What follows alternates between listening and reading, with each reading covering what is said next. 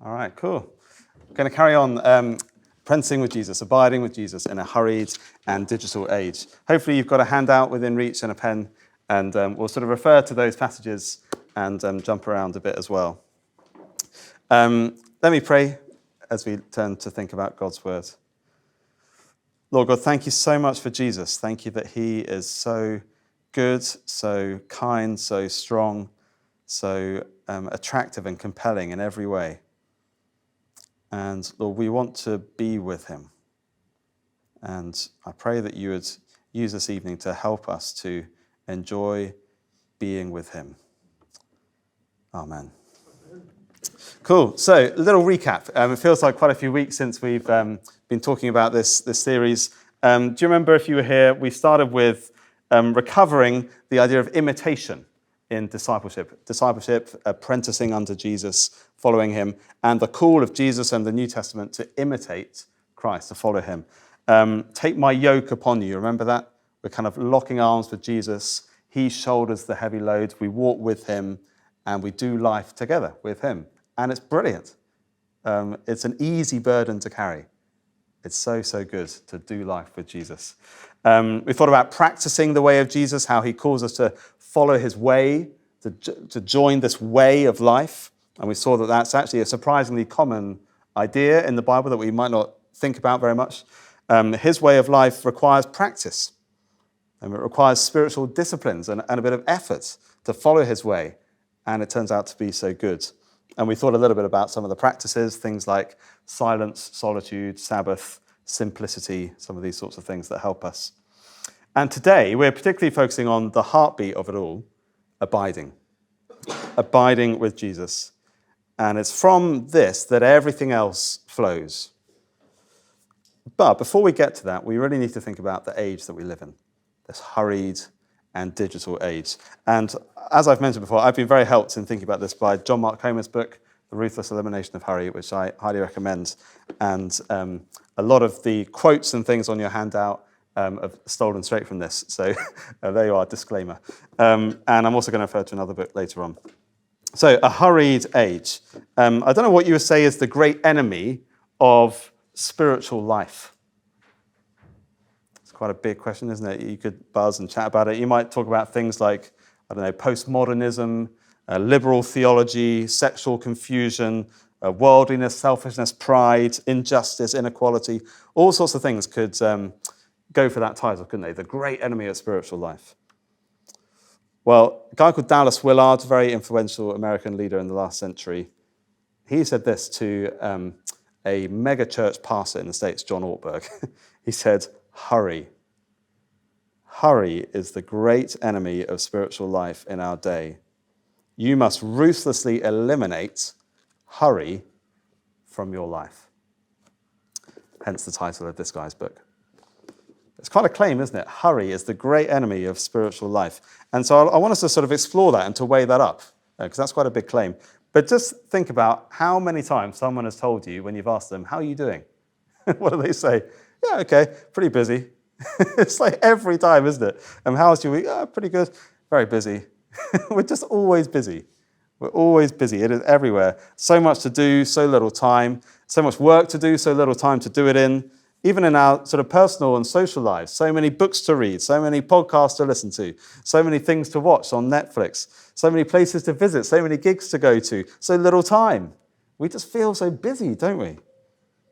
And so it's easy to think, if only I had 2 more hours in the day, then I'd be able to get more of it done. But we're wrong, because we would just fill those hours with more and more of the stuff we're doing already. This hurry is an incredibly dangerous hamster wheel to be on. And that's why I thought it might just be helpful to read that Galatians 5 passage again. If you've got it open in front of you, did you notice the instructions in that passage? It's the kind of place you might turn, isn't it, to think, oh yeah, this is a good one. This is like the classic. This is how we ought to live and how we ought not to live. But did you notice what the instruction actually is in verse 16? This is it. I say, live by the Spirit. Really, it means walk. The original word is walk by the Spirit. Let this be your way of life. Walk in this way. Walk by the Spirit. And then again later on in verse 25, since we live by the Spirit, let us keep in step with the Spirit. We're called to walk in step with the Spirit. And then these other things will flow out of us. It's similar, actually. Just flick over with me a few pages to 1 John chapter 2, page 922. 1 John chapter 2, verse 6. And we get the same word here, which is translated live, but it can be translated walk as well. Whoever claims to live in him must live or walk as Jesus did.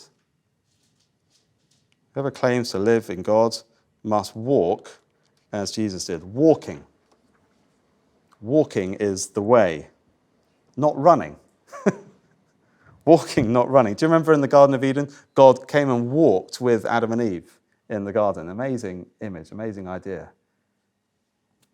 But he's walking. Can you imagine God like striding in a hurry? Come on, we've got to get to the end of the garden and get back again. God's there, he's walking, he's taking his time with them. God is not in a rush. God is love, and 1 Corinthians 13 tells us that love is patient. God is love, and God is so patient. God walks with his people, and he invites us to walk as Jesus did. And so I think this guy, this Japanese theologian, is onto something here. Have you got that quote on your sheet? God walks slowly because he is love. If he's not love, he would have gone much faster. Love has its speed. It's an inner speed. It's a spiritual speed. It's a different kind of speed from the technological speed to which we're accustomed. It is slow, yet it is Lord over all other speeds, since it is the speed of love. Love is slow. You can't hurry love. And so John Mark Comer says, love is painfully time-consuming, and we know that if we've loved people. Love is painfully time-consuming. Hurry and love are incompatible. So if we just think about some of those fruits in Galatians 5, some of the fruit of the Spirit. The fruit of the Spirit is love, joy, peace. How do they match up with hurry? Well, think about love. Think of the worst pinch points in your day where you feel most hurried. Okay, I'm sure we've all got them. Maybe it's like a bit of a frantic stress and whirlwind to get out the house in the morning, or you're running up to a deadline, you're late for an appointment. How easy is it to love in those moments? It's not easy, is it? We're so preoccupied, worrying about what we're up to, busy with many things. Isn't it more like agitation and frustration and anger that comes out of us rather than love? If we do bump into people or engage with people, what we're effectively communicating to them is, give me the bare minimum that you have, or the bare minimum that you need to give me, please, because I'm in a rush, right? It's not conducive to love, is it? Hurry. Doesn't match well with love. Or think about joy, another fruit of the Spirit. How do joy and hurry go together? Well, all secular psychologists are promoting the idea that a key to happiness is presence in the moment. It's the whole mindfulness thing. Right? Presence in the moment, resisting distraction. It's exactly what people are trying to do when they go through their mindfulness exercises. They're trying to slow down so that we can feel a bit more happiness about life and what's going on around us. Joy and hurry, they don't go well together. If we're in a hurry, we can't stop to admire the beauty that God has put in a sunset. We'll just miss it. We're in a rush. We can't enjoy a prolonged cuddle with a child. You're in a rush. You can't savor nice food or nice coffee or nice wine or whiskey. You can't rush these things. You've got to slow down to enjoy them. Joy and hurry are incompatible. Peace. Does hurry make you think of peace? Do you feel peace and contentment and restfulness when you're running late? When the ever-mounting to-do list is haunting you and worrying you, you're hurrying from one thing to the next? Obviously not. It's fairly easy to see, I think, isn't it, that hurry is really bad for us emotionally. It's also really bad for us spiritually. And this is quite a significant thing to come to terms with, because our age is so hurried. Do we realize that it is bad for us spiritually? Another theologian, this guy Ronald Rolheiser, said this: we, for every kind of reason, good and bad, are distracting ourselves into spiritual oblivion, pathological busyness. Distraction and restlessness are major blocks today within our spiritual lives. It's quite a compelling phrase, isn't it? Pathological busyness. So it's helpful to appreciate, I think, how we got here. In this book, he spent a chapter on this, a history of speed. Okay, let me give you a few things that's quite fun to think about. The first Western clocks. Any idea how we came up with them or who developed them? Clocks in the West. It was the monks. Okay, they wanted to regulate their times of prayer. So people like St. Benedict in the 6th century, having 7 times of prayer throughout the day. By the 12th century, people had invented a mechanical clock. 1370 is seen as a turning point. That was when the first public clock tower was built in Cologne, Germany. Until then, how do we tell the time? The sun, exactly. You just do what the sun does. You get up when it gets light, you go to bed when you're tired, when there's no light left. The seasons dictate things. You have longer days, shorter days, hotter days, cooler days. But the clock created an artificial, relentless, enforced kind of timekeeping. And now our bodies are no longer governed by the natural order that God has made, but by a robotic, unceasing ticking of the clock that never stops. So John Mark Comer again, he says, when the sun set our rhythms of work and rest, it did so under the control of God, but the clock is under the control of the employer, a far more demanding master. And of course, 1879, the invention of the light bulb. Until then, this is pretty mind-blowing. Guess how many hours the average person slept for in a night? 20, not quite. 11. 11 hours. Now it's more like 7. What's happened? Well, we feel short of time because there's lights, there's clocks, there's demands, there's employers giving us deadlines. We're trying to cram more in to the limits that God has given us. And so we feel relentlessly hurried. For 100 plus years, we've been inventing more and more kind of labor-saving, time-saving devices, which are great, really helpful, really useful things. Central heating, right? You no longer have to go and chop wood to make a fire. Microwaves, dishwashers, washing machines, brilliant. Even tea bags and Nespresso, right? they mean you can just do it like super quickly. Instant tea, instant coffee or whatever. Everything is just getting faster and faster and faster.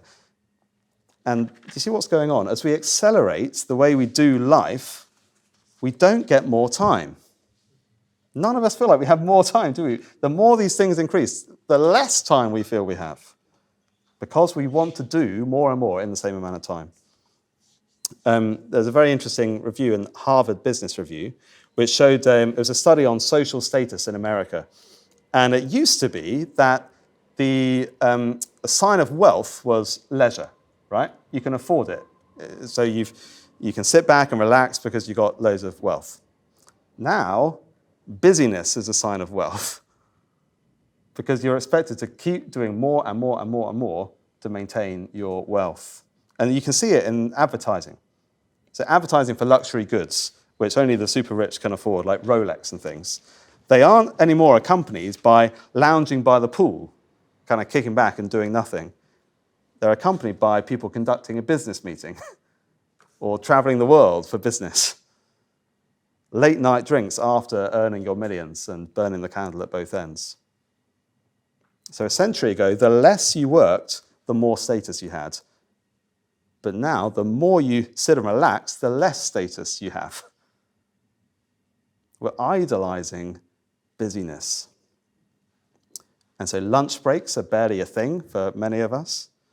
Stress, anxiety, and depression are skyrocketing as we frantically sprint on this hamster wheel of hurried modern life. So, before we think about the digital ingredient in all of this as well, turn to a neighbour, just turn to 2s or 3s, and have a chat about this. Where do you feel hurry clashing with who you would like to be? For me, one of the big areas was I feel like it stops me from giving my children undivided attention. So I hate how often I catch myself quickly pinging off a message when I'm in the middle of playing with my kids. Like, oh, it's gutting. And I'm sure, even though they're tiny, I'm sure they notice it and feel, oh, is he with us or not? Yeah, I hate that. Okay, a hurried age and a digital age. This is such a big factor, isn't it? So think of that history of speed that we were doing. Then we get to 2007, the invention of the iPhone. Massive moment. And the same year that Facebook opened up to anyone with an email address, and Twitter became its own platform, the App Store began, on it went. This is seen as the beginning of the digital age, 2007, hyper-digital age. Before that, when I left school, no one had heard of a smartphone. All my phone could do was send SMS, make calls, and play Snake. What a great game. Never heard of Facebook. Don't think Wi-Fi was really a thing, maybe occasionally, but not really. The world is changing so quickly. So quickly. Who knows what will be going on in 5 years' time? So quickly. And many advantages to this, okay? So don't mishear me. Loads of these things are amazing. But also many hidden costs, which we don't talk about so much. Nicholas Carr, he wrote this book, a Pulitzer Prize-nominated book. Yeah, it's on your sheet there. The Shallows, What the Internet is Doing to Our Brains. This was back in 2011, so more than 10 years ago. But he said this: what the net seems to be doing is chipping away my capacity for concentration and contemplation. Whether I'm online or not, my mind now expects to take in information the way the net distributes it, in a swiftly moving stream of particles. Once I was a scuba diver in the sea of words. Now I zip along the surface like a guy on a jet ski. It's quite a cool image, isn't it? Easy to understand what he's saying. Now we have an infinite amount of knowledge and data in our pockets. The whole time. And it's widely recognized that this creates an unbearable information overload that is destroying our human capabilities in many ways. The average iPhone user touches their phone 2,617 times a day for 2.5 hours. Millennials, twice that. And we do know, don't we, that this is intentional. This is by design. This is how these things are designed. Smartphones and apps are designed to be addictive. Many of us watched The Social Dilemma. It came out, was it during lockdown, I think, on Netflix? Really interesting documentary with lots of people who have been in the tech world, some very, very senior directors and things from the big uns, Google, Twitter, Facebook. And they've now seen just how damaging it is. So people like Sean Parker, we'll come to him in a second. Another guy, Tristan Harris, ex-Google, he's left the tech industry now and is campaigning for a kind of Hippocratic oath for software designers. All the money is in making addictive products so that your data can be sold. That's why all these things exist. So Sean Parker, he is the first president of Facebook. Okay, and this is what he said. Look at this on your sheet. God only knows what it's doing to our children's brains. The thought process that went into building these applications was all about how do we consume as much of your time and conscious attention as possible?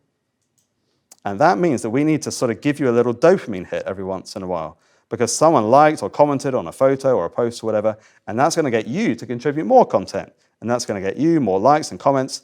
It's a social validation feedback loop.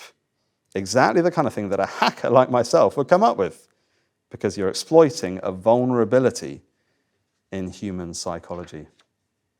He was the president of Facebook. They know what they're doing.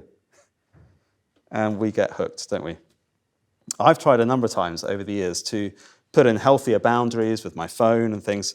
And, probably just like you manage for a little while and then you gradually slip. And it always reveals just what a strange grip these devices can have on me. So, for example, I took all social media apps off my phone after watching that Social Dilemma. Somehow, a few months later, they were back. Or email. I took that off my phone quite recently. and really appreciated the freedom from it. I can just do it on my computer, in the office, that'll be fine. Of course, you can log into a browser, can't you, and find it on your browser. We're so quick to find workarounds, even though we know they're not going to help. We are addicted. Many of us are addicted to our devices. And we're also addicted to hurry. And so if the two feed each other, then we're in a very dangerous place. John Mark Comer says, hurry kills all that we hold dear. Spirituality, health, marriage, family, thoughtful work, creativity, generosity, name your value. Hurry is a sociopathic predator loose in our society. And when it's combined with what digital tech and social media are trying to do, that is very, very dangerous. The cardiologist, Mayor Friedman, became famous for identifying type A people who are chronically angry and hurried as being much more prone to heart attacks. It's not surprising, is it? He spoke about this, and he said, a continuous struggle and unremitting attempt to accomplish or achieve more and more things or participate in more and more events in less and less time. That's what he was talking about 50 years ago. How much more now? And so, do you think we might just be a little bit sick with hurry? Hurry sickness was a phrase that he coined. Mayor Friedman, hurry sickness. And look at this list over the page. Here's a little self-inventory that we can take. Do these ring any bells? And I'm putting this here to kind of combine the hurry stuff and the digital stuff. So irritability, little normal things annoy you. Hypersensitivity, minor things escalate to major events. Restlessness, even when you do stop, you find it really hard to relax. Workaholism, or just non-stop activity. You can't stop, and so you've got nothing to give to people that matter most in your life. Emotional numbness. We struggle to feel anyone else's pain. No time for empathy. Out of order priorities. Always a slave to the urgent rather than what we know is important.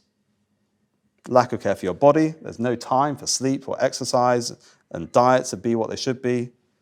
Escapist behaviors. Whatever it is for you, then overeating, overdrinking, binge-watching, porn, social media. Slippage of spiritual disciplines. We're on our phones instead of with the Lord in prayer. We're crunching through another day rather than enjoying any kind of Sabbath. Isolation. When you're with people, you feel distracted, not really present, struggle to build relationships. We struggle to pray. Don't know how you scored out of 10. And so when you think of all that, it's pretty surprising to then read in 1 Thessalonians 4 this kind of ambition. Make it your ambition to lead a quiet life. Pretty different. Yeah. What do you reckon he actually means by quiet life? Well, okay, yeah, well, we can turn to it. So 1 Thessalonians 4. Paul is a massive fan of these Thessalonians. Okay, he's so encouraged by them. Let's pick it up from verse 9, 892, chapter 4, verse 9. About your love for one another, we don't need to write to you, for you yourselves have been taught by God to love each other. And in fact, you do love all of God's family throughout Macedonia. Yet we urge you, brothers and sisters, to do so more and more, and to make it your ambition to lead a quiet life. You should mind your own business and work with your hands, just as we told you, so that your daily life may win the respect of outsiders and so that you will not be dependent on anybody. So the particular issue seems to be to do with their attitude to work and working with integrity, it seems, not being a burden to other people unnecessarily. But it's an interesting phrase. You might think if that's the situation, you might say, make it your ambition to work really hard and not be dependent on anybody. But it is surprising that he says, make your ambition to lead a quiet life. I think it means a simple life so that you can focus on what's most important. Loving each other, doing your work. It can sound a bit like a kind of disappointingly low bar. Like, that's not much of an ambition. But that is a godly ambition, to just lead a quiet, simple life, able to love people. with all of that kind of behind us, this is the air we breathe, isn't it? This is the world we're in. Let's think about abiding. Abiding is the verb of abode, an abode where you live. And so we're talking about kind of being at home when we talk about abiding. A happy home, we feel safe, we feel we belong, we feel it's somewhere we want to be. And it's also an effective launch pad for loving and serving others. And abiding means being at home with Jesus, as he said in John 15. Remain in me, or the word really can just mean abide. It's a place you stay. Stay with me, abide with me, live with me. Let's listen to what Jesus says. So turn with me to John's Gospel. We looked a while ago at John 1, his calling of his first disciples. Let's just remind ourselves of that. The next day, John was there again with two of his disciples. When he saw Jesus passing by, he said, "Look, the Lamb of God." When the two disciples heard him say this, they followed Jesus. Turning around, Jesus saw them following and asked, "What do you want?" That question we thought about a while ago. He's going for their deepest desires. But what is it that they want? They said, "Rabbi," which means teacher, "where are you staying?" Abiding. It's the same words. "Where are you staying?" "Come," he replied, "and you will see." Come and see. So they went and saw where he was staying or abiding, and they spent that day with him. It was about 4 PM. And 4 PM is the 10th out of 12 hours in their counting, and so it's just a couple of hours until sunset. So it's very likely that they went to spend the evening and the night with him, went for a kind of sleepover, and spent that day with him. They were literally abiding with him in his lodgings, wherever they were. Abiding is what it means to be a disciple. It's to be with Jesus. And so then when we get on to John 14, flick over with me to John 14. You may have seen this recently in Connect groups. John 14:16. Jesus says, "And I will ask the Father, and he will give you another advocate to help you and be with you forever." Same word again, to abide with you forever. The Spirit of truth. And we can't go and spend the night with Jesus in his lodgings, but he said that his Spirit has come to abide with us. Another counselor, another one fulfilling the same role that Jesus did on earth, another one like him. And then we get just to chapter 15, across the margin there. "I am the true vine, and my Father is the gardener." And on he goes, verse 4, "Remain in me, abide in me, as I also remain in you." Abiding means being with Jesus. He's saying, I'm committed to being with you in that verse, so take me up on it. I'm here to be with you, abide with me, make your home with me. And what does that mean? I reckon it means a couple of things, relationally and practically. Relationally, there's an organic connection here to Jesus, like the vine and the branches coming out of the vine. We are organically connected to Jesus and his fruit-empowering word, John 15, verse 5. Apart from him, we can do nothing. So this is about bearing fruit, but it's not just about doing and bearing fruit. It's primarily about being with him. It's a relational idea. And it is a practical idea. So we saw 1 John 2, verse 6 earlier, didn't we? Walking as Jesus walked. It's not just this idea of abiding. It can sound a bit sort of, that's the sort of thing I might do on a retreat day or on holiday or something. But no, it's not just about kind of solitary joy and refreshment from Jesus. It issues forth in everything. It's walking as Jesus walked, living as Jesus lives. It's very practical as well as relational. Whoever says he abides in him ought to walk in the same way in which he walked. 1 John 2, verse 6.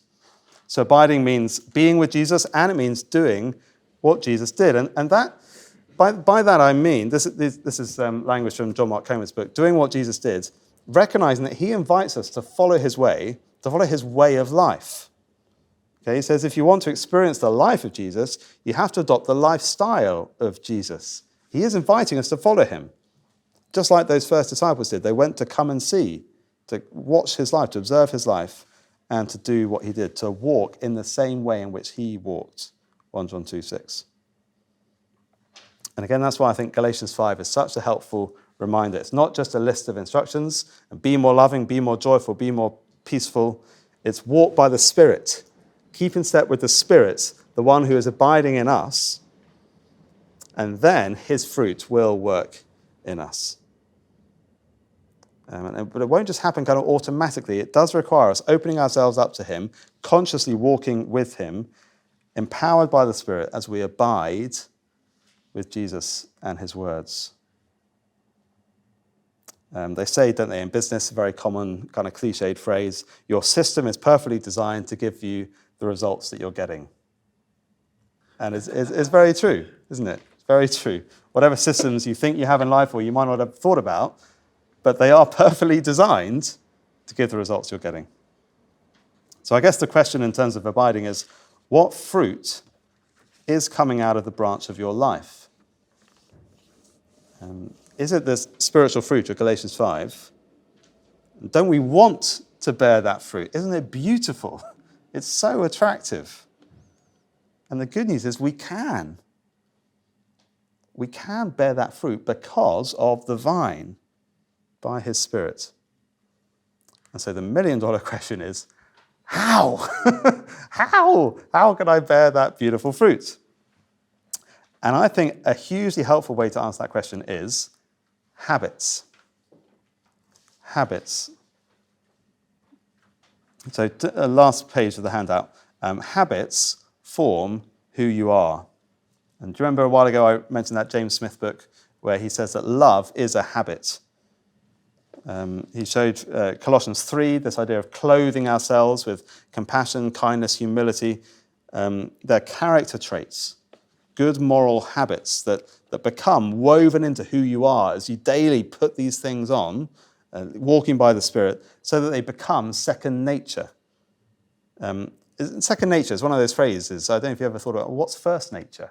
Right? Second nature, what's that all about? I think the idea is, and this is what I read somewhere anyway, that first nature, it's like the hard wiring of our biological beings. It's just things we do without thinking, like breathing or your heart beating.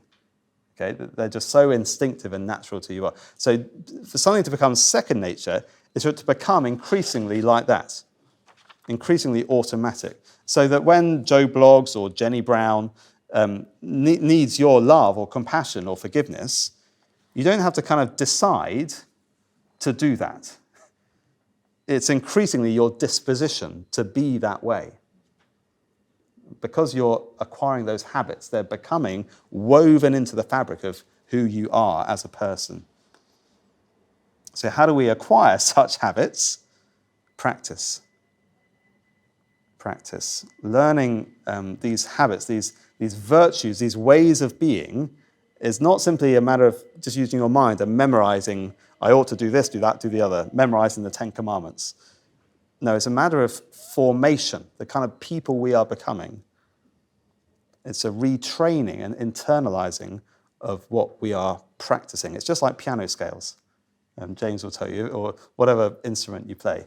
You play the scales, and I'm looking forward to giving Clemmy her first lesson on C major. Well, we've done C major already, actually, but the first few times you do it, it's pretty kind of hard work. You're like, no, that one, come on, and put your finger there, and you really got to think about it. After a few years, you don't even think.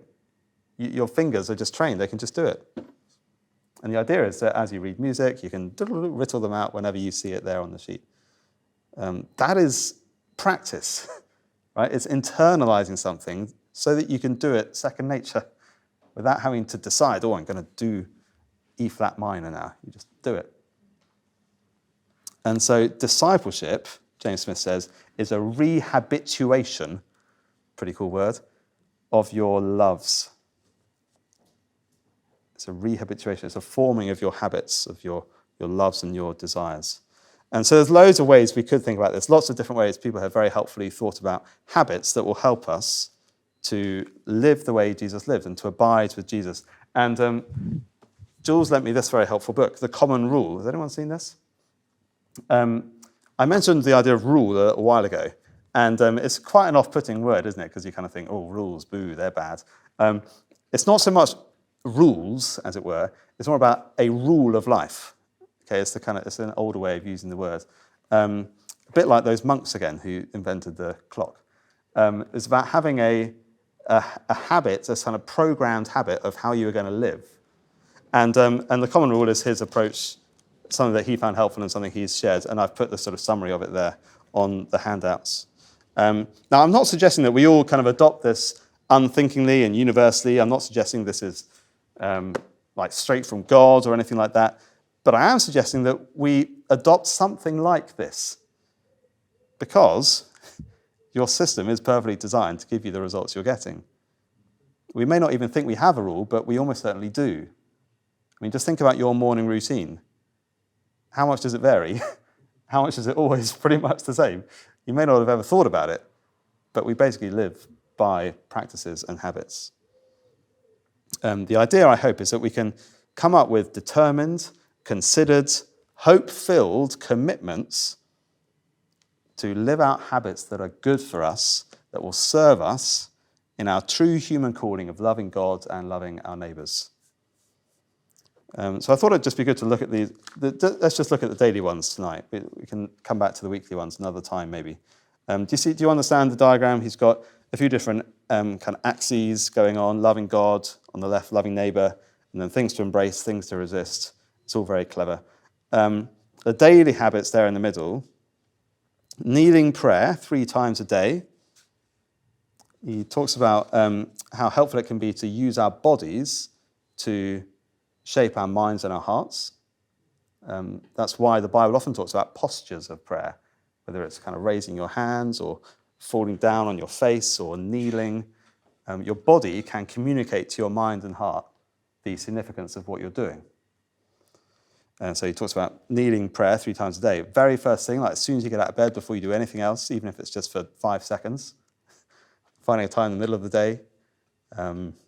At work, he said that you want to think about how that looks and how to do that, but find some way to do it.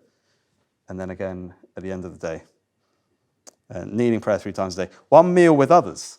That's quite an interesting one, isn't it? So this is meant to be a communal thing. It's not just a private, individualistic thing.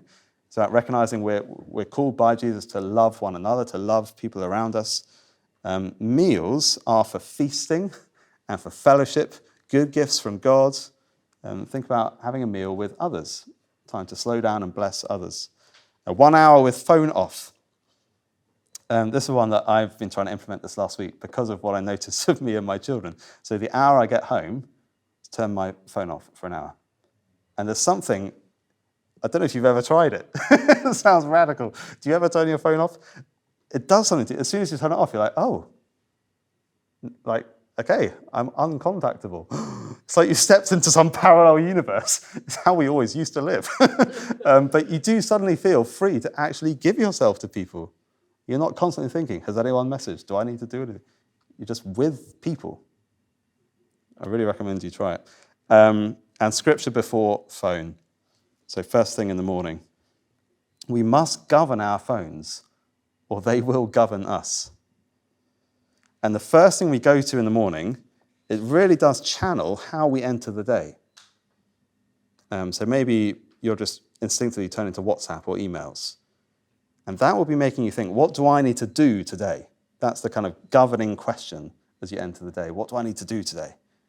Very easily leads to anxiety and stress. Or maybe you turn to the news. And that'll be telling you how should I feel about the world today? And the news is bound to lead to fear and anger and frustration, maybe. Maybe you turn to social media. That'll be, what are people saying today? And how do people see me today? It's bound to lead to things like despair or pride or envy or vanity. You see, what we turn to first thing determines our whole approach to the day. Turning to Scripture first means that instead we're focusing on who is God, who am I before him, what is really most important and valuable in the world. I think that could be a really beneficial habit for us to try and practice. which of the daily habits do you think could be most helpful for you? Also think about who you could try to implement that habit with this week. So you're not just doing it on your own. Who could you kind of talk to and think, maybe could we try this together? So which of the habits and who could you try to implement it with this week? Let's kind of chat with each other and help each other with these things. We're going to sing in a moment and then we'll wrap up. Let me pray before we do that. Whoever says he abides in him ought to walk in the same way in which he walked. Lord God, once again, we look at the life of Jesus and it's so beautiful, it's so good and attractive. And thank you that he invites us to abide with him. And Lord, we do want to walk in the same way that he walked. There's nothing better. But we acknowledge so many things that we struggle with that seem to hold us back. And so we do pray that you would help us to help each other. Thank you for giving us each other. Thank you that this isn't a solo project for each of us, but we all want to do this. And so I do pray that you would help us to help each other to enjoy abiding with Jesus and walking as he walked. In his name, amen.